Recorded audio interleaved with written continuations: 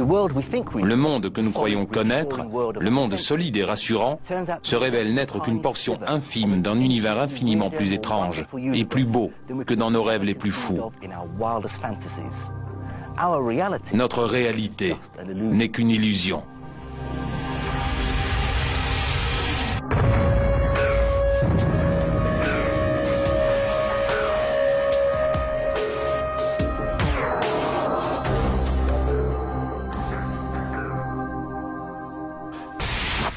Et ici, nous avons le grand-père de tous les mystères quantiques, l'expérience de la double rainure. Pour comprendre cette expérience, d'abord nous devons voir comment jouent les particules ou les petites boules de masse. Pour l'instant, si on tire au hasard un petit objet, des billes par exemple, vers l'écran, on voit comment se reflète un patron dans le mur de derrière, dans lequel il a rebondi et s'arrête. Là, si on ajoute une autre rainure, ce qui est logique est de voir une deuxième tranche sur la droite. Maintenant, tentons avec des vagues. Les vagues arrivent à la rainure, se propagent et arrivent au mur de derrière où elles acquièrent plus d'intensité, juste en face de la rainure. La tranche resplendissante démontre précisément cette intensité supérieure. C'est un effet qui ressemble à la tranche que dessinent les billes. Mais, quand on y ajoute la deuxième rainure, une chose différente se produit. Si la partie supérieure d'une vague tape avec la partie inférieure d'une autre, elles s'éliminent entre elles. De cette façon, sur le mur, on obtient un patron d'interférence. Là où les deux parties supérieures s'entrechoquent, il y a plus d'intensité, des lignes resplendissantes. Et là où elles s'éliminent, il n'y a rien. Ainsi, quand on lance quelque chose, ou en d'autres mots, matière, au travers de deux rainures, nous obtenons ceci, deux tranches d'un coup. Mais avec des vagues, le résultat est un patron d'interférence, comprenant beaucoup de tranches. Très bien pour l'instant. Là, nous allons nous faire les quantiques.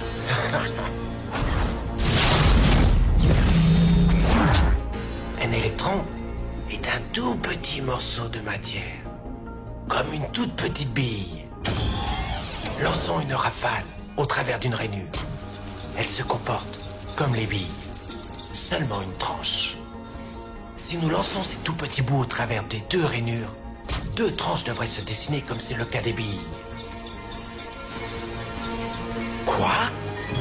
Un patron d'interférence? Nous avons lancé des électrons, des petits bouts de matière, mais on dirait un patron avec les vagues, et non pas comme avec les billes.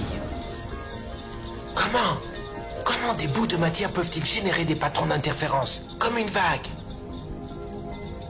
Cela n'a pas de sens. Mais les physiciens sont très intelligents. Ils ont pensé, peut-être les petites balles rebondissent les unes contre les autres et créent ce dessin. Donc, ils décidèrent de lancer les électrons un par un. Ainsi, ils ne pouvaient pas se porter préjudice les uns aux autres. Mais ils ont tenté le coup pendant 1 heure et ont vu le même patron d'interférence se créer. Nous ne pouvons pas ignorer la conclusion. Chaque électron part comme une particule, devient une onde de possibilités, passe par les deux rainures et interfère avec lui-même, jusqu'à ce qu'il tape le mur comme une particule. Mais mathématiquement, c'est encore plus curieux. Elle passe par les deux rainures et par aucune d'entre elles. Elle passe par une et passe par l'autre. Toutes ces possibilités sont superposées les unes avec les autres. L'expérience déconcerta énormément les physiciens, au point qu'ils décidèrent de regarder avec attention pour décider par quelle rainure l'électron passait-il en réalité. Ils ont mis un dispositif de mesurage juste à côté de l'écran des deux rainures pour voir par laquelle elle passait. Et ils lancèrent l'électron. Mais le monde quantique est beaucoup plus mystérieux de ce qu'ils pouvaient imaginer. Quand ils regardèrent, l'électron recommença à se comporter comme une petite bille. Il dessina un patron de 2 tranches et non pas un patron d'interférence. La même action de mesurer ou observer par quelle rainure elle passait a fait qu'elle ne passe plus que par une et non pas par les deux. L'électron décida d'agir de façon différente, comme s'il était conscient qu'on l'observait.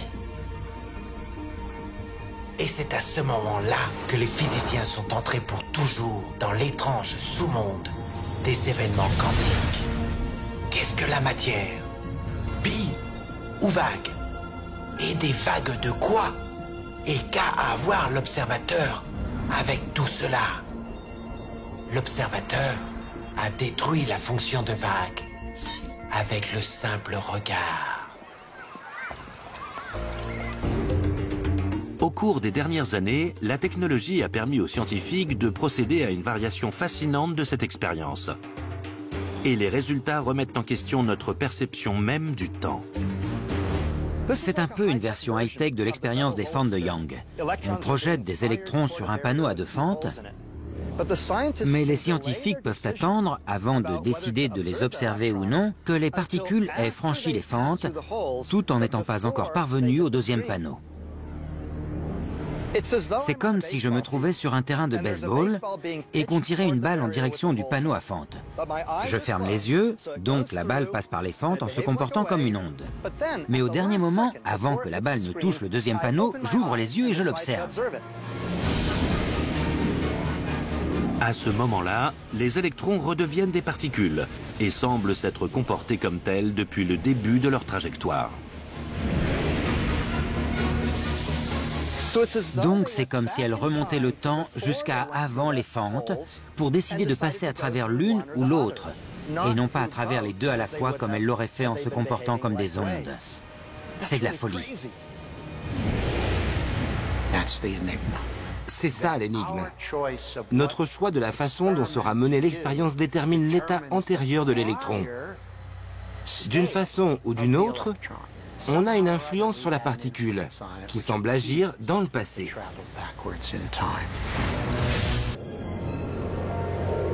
On sait que ces minuscules particules peuvent se trouver à 2 endroits à la fois.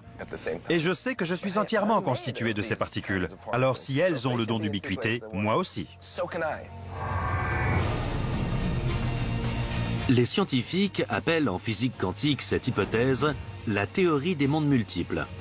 D'après eux, tout comme les électrons lors de l'expérience des fentes de Young, nous autres humains nous trouvons tous à différents endroits au même moment. À chaque décision que l'on prend, on ne choisit pas un chemin ou l'autre, mais l'on emprunte les deux à la fois, dans 2 réalités légèrement différentes.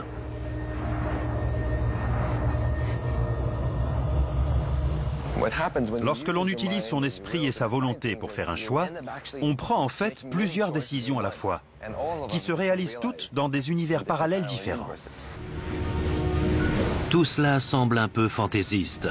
Et pourtant, nombreux sont les physiciens théoriciens convaincus que c'est ainsi que fonctionne le monde microscopique.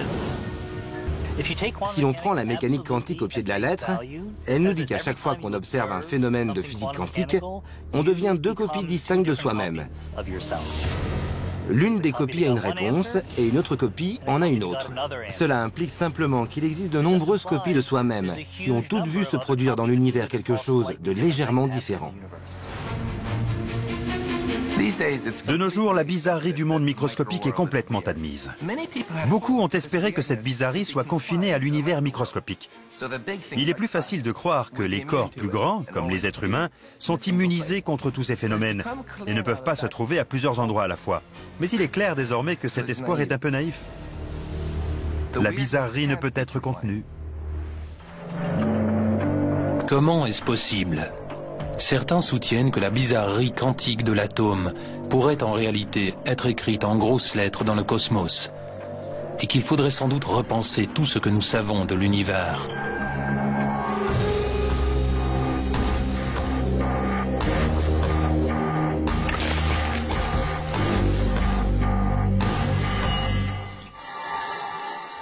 Niels Bohr, le père de la physique quantique, a dit « Quiconque n'est pas choqué par la théorie quantique ne la comprend pas ».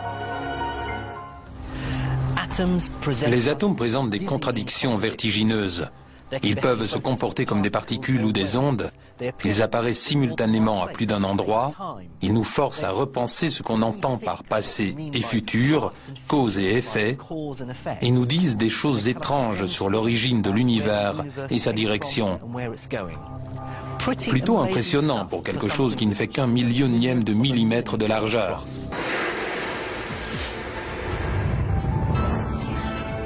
Il nous plaît de penser que l'espace est quelque chose de vide et la matière quelque chose de solide. Mais en réalité, dans la matière, il n'y a rien du tout. Elle est complètement incorporée. Jetez un œil à un atome. Nous l'imaginons comme une sorte de ballon vide. Après, nous disons, bon, en réalité, non. C'est un petit point de matière extrêmement dense, juste au centre, entouré d'une sorte de nuage spongieux de probabilités d'électrons qui existent et cessent d'exister en permanence.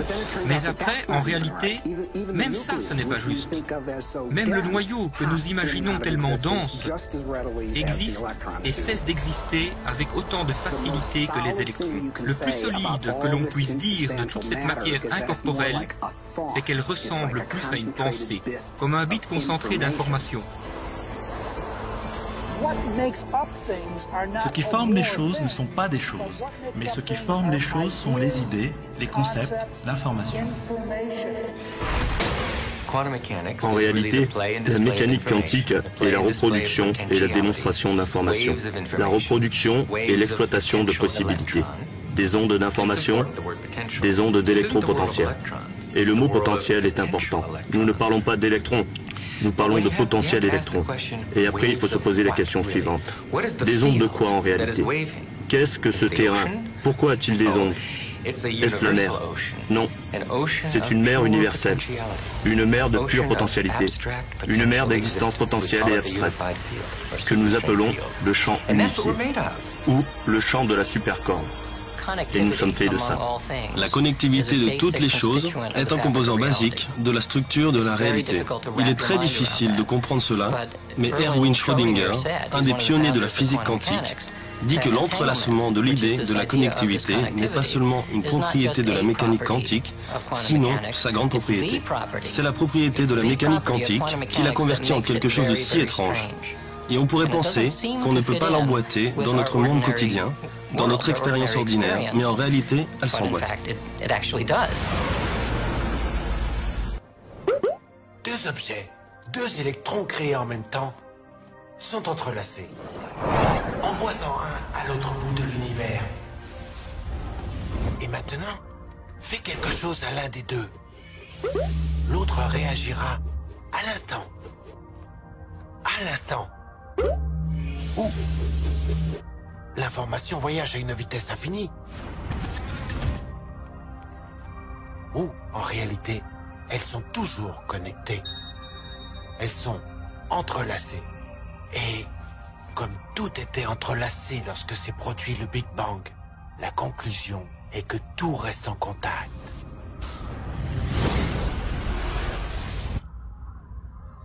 L'espace n'est que le conduit qui nous donne l'impression qu'il y a des objets séparés.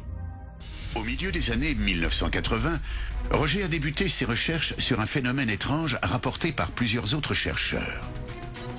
Ils se sont rendus compte que l'affichage d'appareils électroniques, appelés générateurs de nombres aléatoires, pouvait être affecté par des personnes assises à côté d'eux, si ces personnes concentraient leurs pensées sur les machines. Au cours d'une série d'expériences réalisées sur plusieurs années, nous avons découvert que des gens pouvaient modifier le comportement des générateurs de nombres aléatoires très légèrement, mais de manière significative tout de même. Ces générateurs sont des lanceurs de pièces électroniques. Au lieu de déterminer pile ou face, ils choisissent un 1 ou un 0. Leurs résultats dépendent entièrement du hasard. Roger est arrivé à la conclusion que si une seule personne à proximité de ces générateurs peut en modifier l'affichage, alors les pensées des individus de villes entières pourraient peut-être en faire de même. Pourrait-on utiliser des générateurs de nombres aléatoires pour suivre les pensées de millions d'individus ? Voici un générateur d'événements aléatoires portable. C'est le même que celui utilisé dans le projet Conscience Globale. Il est petit, vous pouvez le brancher sur votre ordinateur et essayer de modifier son comportement avec votre esprit. Nous avons mis en place une expérience scientifique basée sur la simple hypothèse que lorsqu'un grand nombre de gens partagent un état de conscience, surtout de conscience émotionnelle, notre réseau montrerait des changements par rapport au hasard habituel. À la fin des années 1990, Roger persuade plusieurs collègues de divers endroits du globe de collecter des données de nombres aléatoires dans leur laboratoire. Le projet Conscience Globale est né. Cette carte montre où se situent les installations du projet Conscience Globale dans le monde entier. Ce réseau mondial fonctionne 24 heures sur 24. Il rassemble des données et les renvoie vers un serveur situé dans le laboratoire de Roger, à l'université de Princeton. Nous analysons les données en temps réel, et à chaque seconde, un bloc de couleur apparaît. Le plus souvent, il est petit, mais quand il y a un grand écart avec les données, comme là, par exemple... Oh, un autre. C'est rare de voir autant d'écarts importants en si peu de temps. À chaque événement mondial d'importance, Roger vérifie si son réseau dévie de la normale. Le plus souvent, c'est effectivement le cas. Les plus grands changements ont eu lieu pendant l'élection présidentielle américaine de 2008.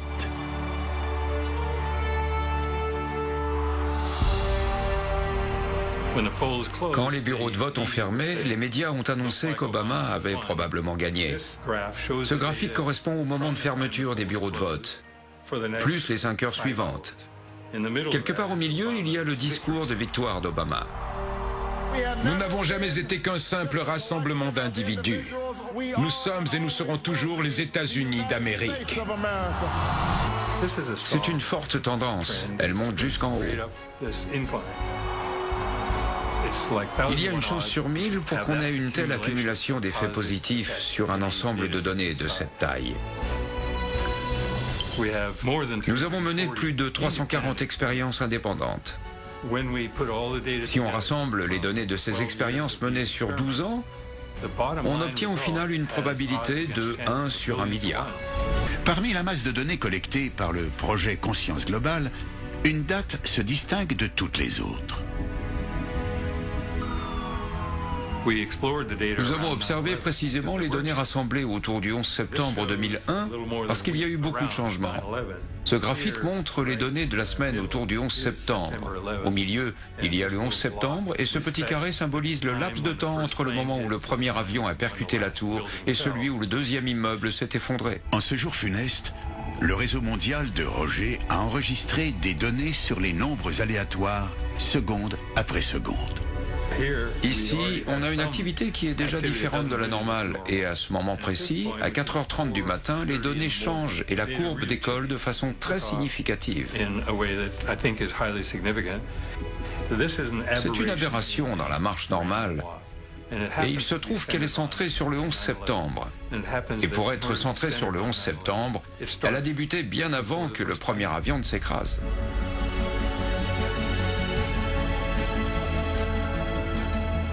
Nous n'avons aucune explication pour ce phénomène. Le 11 septembre a été la première et unique fois où ce réseau de conscience globale a réagi à un événement avant qu'il se produise. Selon Roger, cela démontre que non seulement la conscience humaine réagit aux événements majeurs, mais qu'elle en fait intrinsèquement partie. Cependant, la nature de cette connexion est encore incertaine.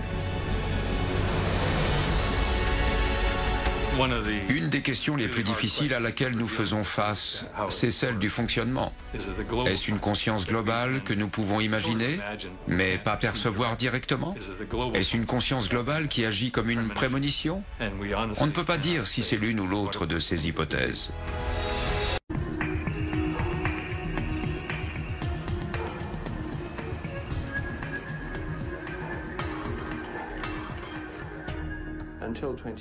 Jusqu'à il y a environ 20 ans, la plupart des scientifiques ignoraient la conscience.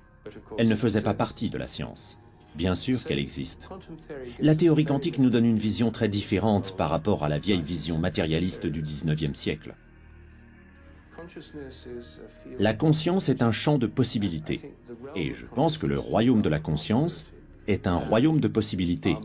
Nos esprits sont des systèmes de champs. Je ne pense pas qu'ils soient confinés à l'intérieur de nos têtes. Je pense que nos esprits s'étendent bien au-delà de nos têtes.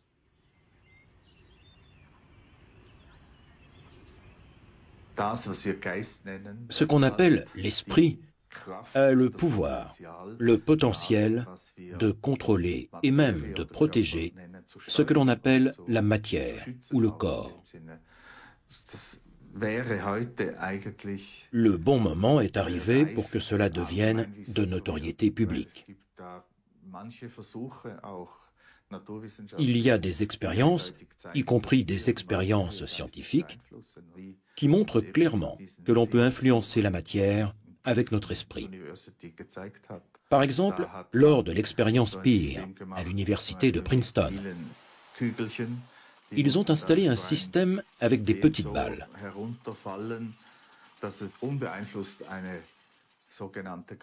Ces billes tombent en cascade sur un système produisant une distribution gaussienne si aucune influence n'est exercée sur elles.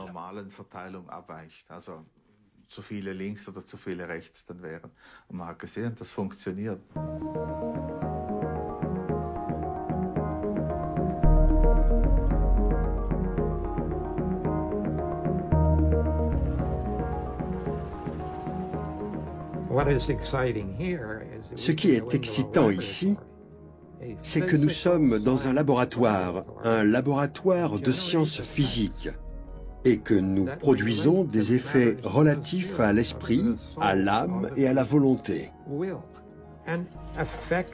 Des balles affectées descendent en cascade et des parties affectées émergent d'une petite boîte microélectronique.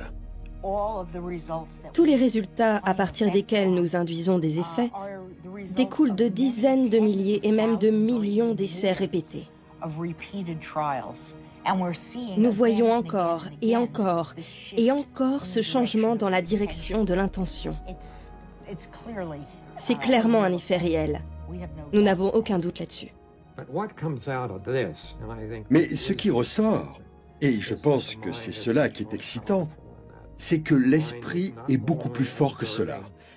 L'esprit ne fait pas qu'observer, c'est un esprit créatif. L'esprit est capable de produire des effets. Et ça, c'est époustouflant.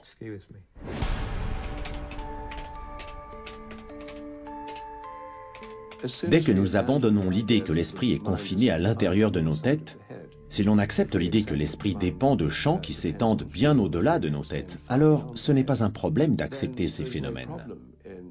Ils entrent dans une vision plus élargie de l'esprit. C'est exactement le type de phénomène auquel on s'attendrait si l'esprit s'étend au-delà de notre cerveau.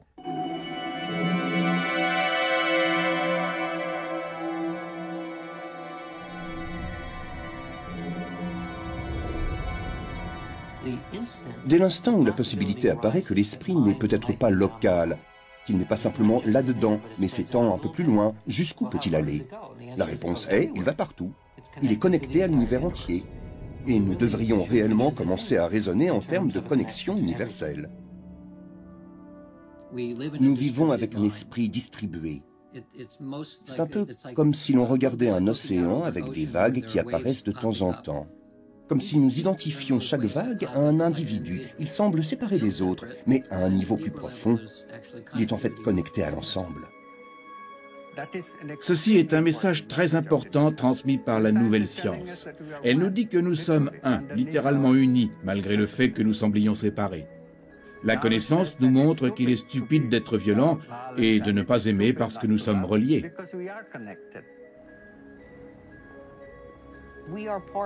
Nous faisons partie du monde.